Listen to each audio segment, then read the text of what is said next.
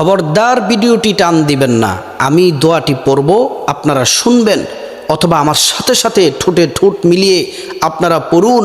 এই আয়াতটি পড়ার সাথে সাথে আল্লাহ তাআলা জীবনের সমস্ত গুনাহগুলা মাফ করে দিবেন, যেমন করে আল্লাহ তাআলা ক্ষমা করে দিয়েছিলেন হযরতে আদম আলাইহিস সালামকে।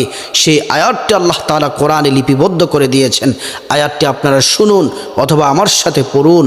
রব্বানা যালামনা আনফুসানা ওয়া ইল্লাম তাগফির লানা ওয়া তারহামনা লানাকুনান্না মিনাল খাসিরিন।